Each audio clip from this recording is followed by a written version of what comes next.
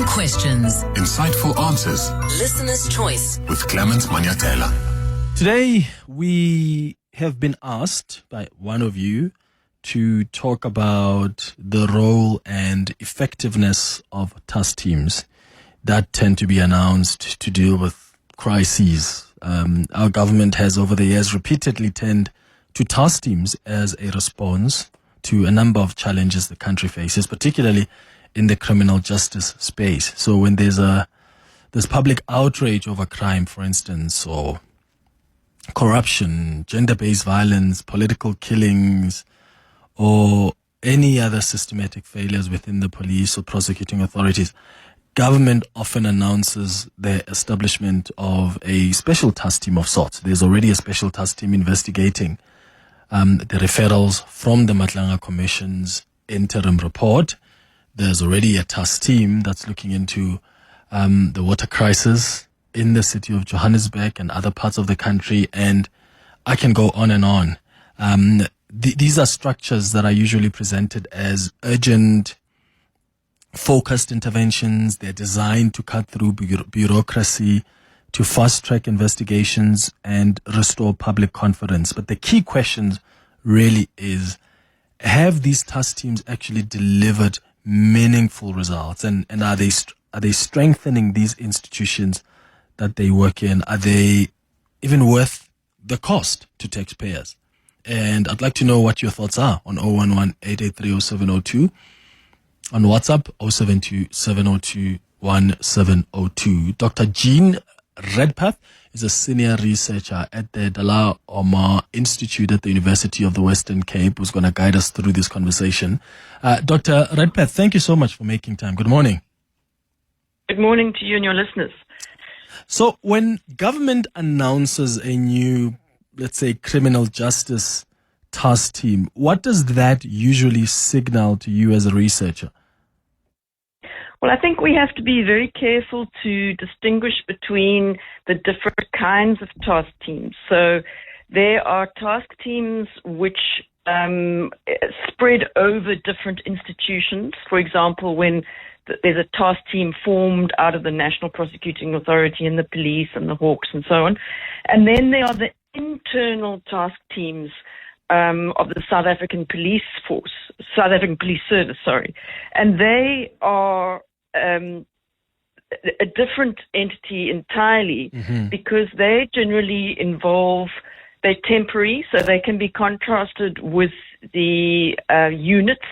So units within the South African Police Service are established on a permanent basis, and there's a permanent allocation of resources, people, structure, and their posts established, etc., etc. A task team inside the SAPS is a temporary measure where resources are reallocated from somewhere else to a temporary priority which has been identified. And with the Matlanga Commission, what's become clear with such task teams is that there is a significant additional budget allocated, and this is generally for what we would, as ordinary public, talk about as travel expenses.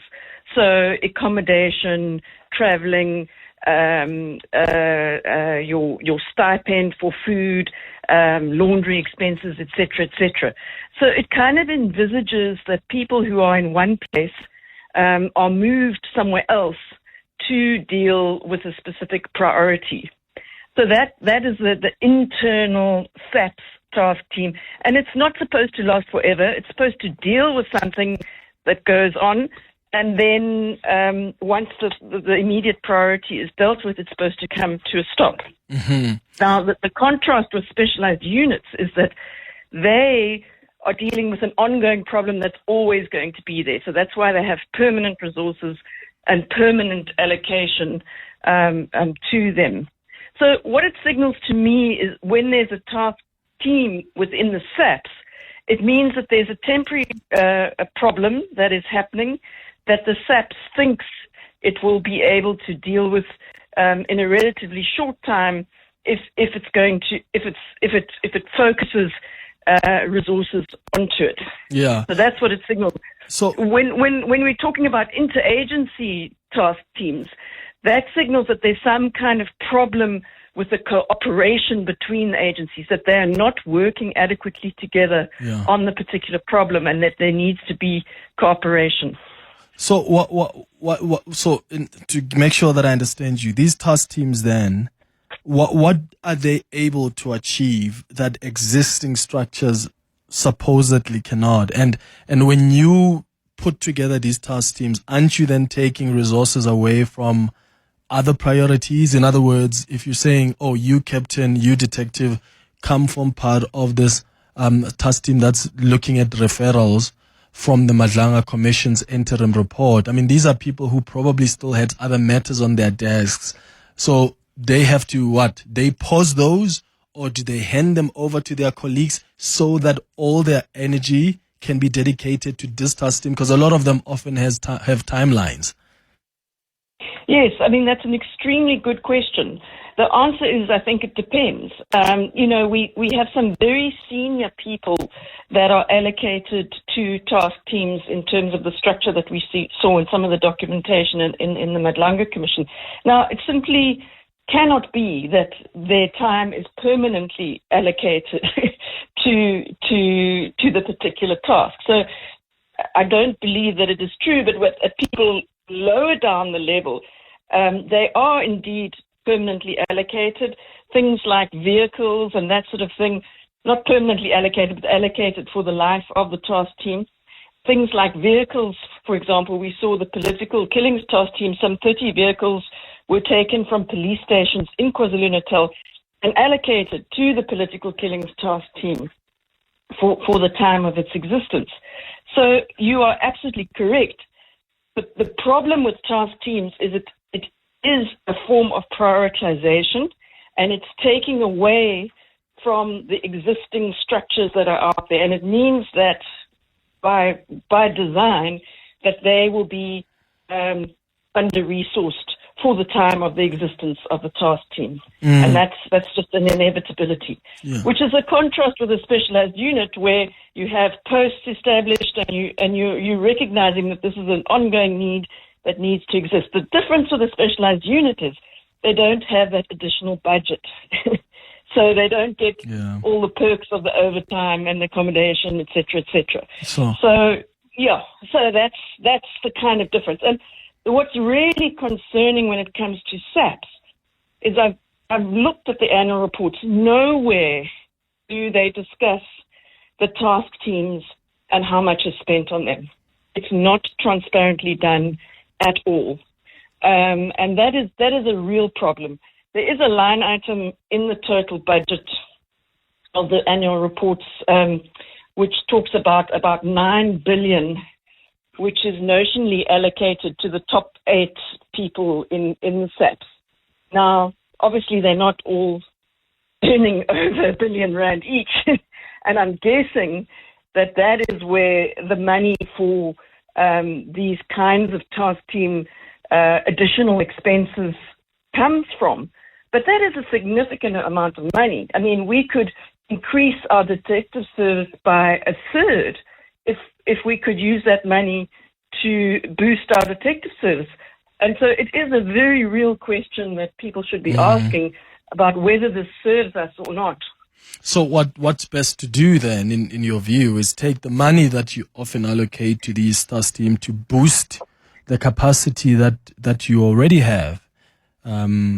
Is that better? Because then when you boost capacity, then you don't need to worry about, let me get a team that then is able to prioritize this. When you've got capacity, you are able to, really focus on the different aspects.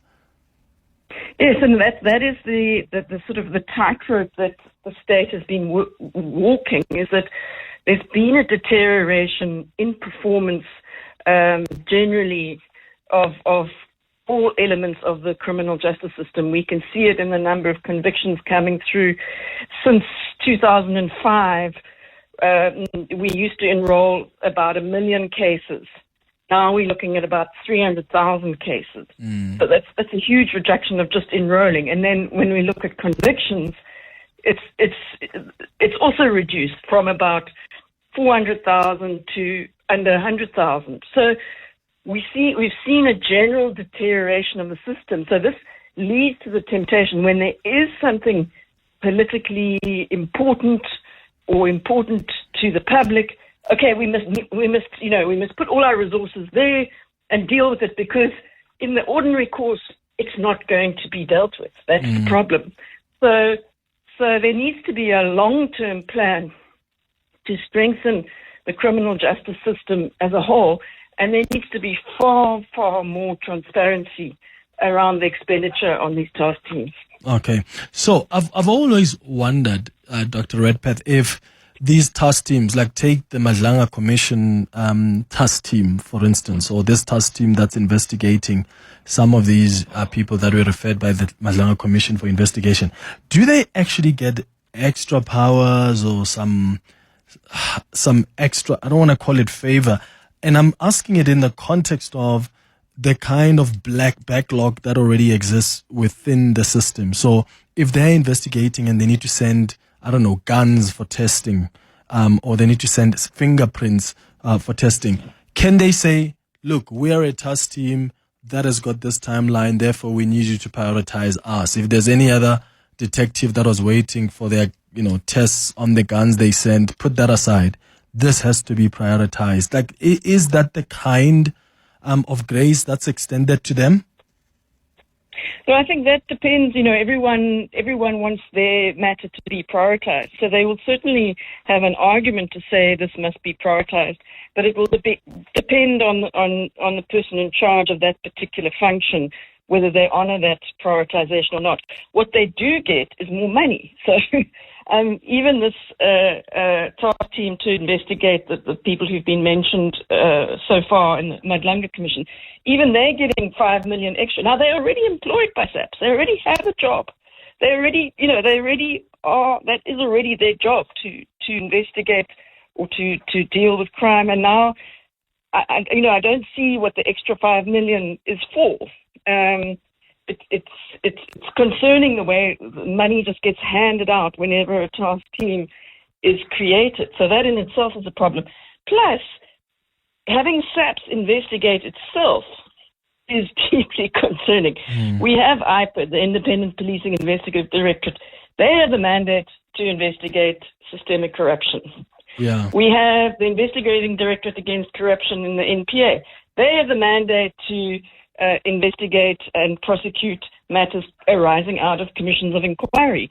So it really is curious that these two other independent outside entities who could have been tasked with this were overlooked in favor of the SAPS investigating people within its own ranks, which is not best practice at all. Yeah. So from the evidence available and from what you've looked at, do you think our criminal justice task teams have delivered measurable success? So when you look at some of the task teams that have been established, the priorities they have there been successes there?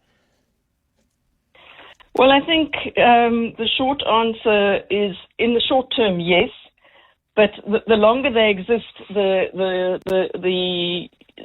when you look at the amount of money put in and what you get out, that is where the question comes in. Have they given value for money? And that is a difficult question to answer, because many cases are still pending in the courts, which in itself is a red flag. It says to you, well, they haven't managed to resolve it quickly enough. So, yes, task teams can be successful. They can, with their additional resources and with their focus, do well. But is it worth a fraction of all the money that we have for policing to put it all on that particular priority? Now, that's actually a political question.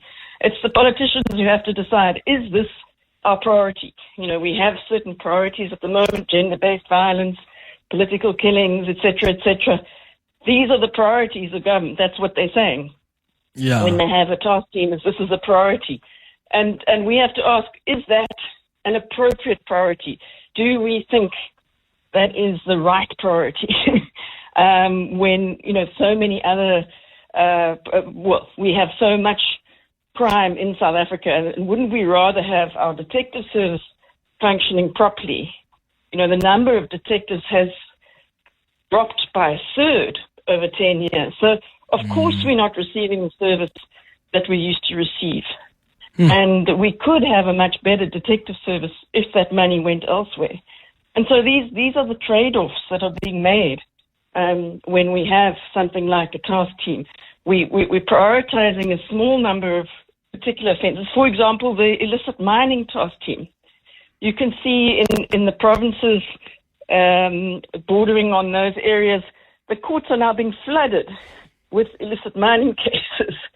You know, and all the other cases are taking a back seat. You know, is that what we as citizens want? Do we think that is a priority? You know, and we have to signal to the political leaders if we don't think that's what we want. Yeah, that's interesting. Because it's the political leaders then that decide this is what we think is a priority, even if that may take resources from other cases. But we want resources to really be concentrated here. Do you think there's sufficient public reporting though on their budgets, on the staffing, on outcomes as well? Because a lot of people do wonder if these task teams often improve conviction rates, or if, you know, it's just like it's because sometimes politicians will make announcements on political parties just so that they're seen to be taking an issue seriously, and then you don't hear much from that task team, and then years later you don't know how much was spent on them, how it was staffed, what have been the outcomes, etc.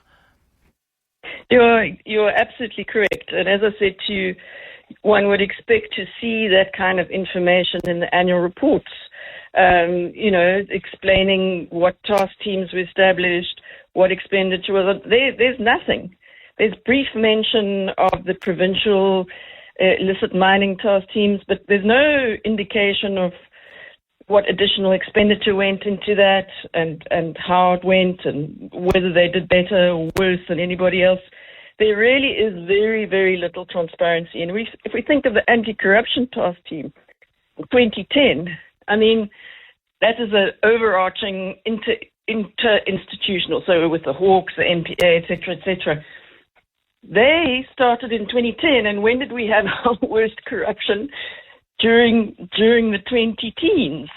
And so it's almost certainly that inter-institutional task team did not succeed on the number one thing, not just convictions, but on deterring corruption. Because the point of convictions is to remove, if they are very violent offenders, to remove those people from society by incarcerating them, but also to send a message to society that this behavior will not be tolerated and there will be consequences. If that accountability is just disappearing from our criminal justice system, the system is not giving out those signals saying, if you do X, Y, and Z, there will be consequences. The system is failing to do that. And so we see what we are seeing, a proliferation of crime, because people think they can get away with it. And by and large, they can. They can get away with it. Sure. So what would be your advice then? I mean, if you were in a position to advise government, what reforms would you prioritize instead of creating another task team? What's the best way to approach these matters? So I think our detective service has just been completely neglected. The numbers have been allowed to drop. We need to target highly educated people. We need to train them in a systematic way. At the moment, most detectives are just trained on the job. You know, there needs to be much more focus on a properly functioning detective service, and if that entails doing away with that 8 billion for a year or two, it's an investment. You know, we just need to do it for a couple of years. Put that investment into building up our detective service, and that will make such a difference. We also have a similar problem in the National Prosecuting Authority, where the systematic problems with the prosecuting authority are leading to, lack of performance from the prosecuting authority. That's going to require legislative reform, because at the moment our prosecutors, they don't need to be lawyers, and they're brought into the prosecution service very young, and they learn they learn the slow way of doing things on the job, and that is not serving us as a nation. We need a professionalized prosecution service, a much more professional detective service, and a properly functioning court system. So, in a sense, getting the basics right before going for the flashing specialist sort of ideas of task teams and special units. Yeah, no, makes complete sense. Dr. Jean Redpath, thank you so much for guiding us through this conversation. She's a senior researcher at the Dullah Omar Institute at the University of the Western Cape. It's an important conversation to have because often when South Africans hear that a new task team has been formed to deal with crime, some, yes, feel a bit reassured, but there are others that are more skeptical because you don't really know what's going to be the outcome of the task team. Are we going to see improved conviction? How much money is being spent on the task team, and what's really the outcome? At the core of it, as Dr. Redpath says, is resources do get taken away from other priorities. So it depends on the politicians themselves. What are they prioritizing, and what do they think requires resources to be concentrated in one team? So there you have it. Maybe next time when they announce the task team, we should ask some serious questions about what happens to some of the cases that some of these officials who are brought into these teams, some of the cases they were working on. It's 11:30.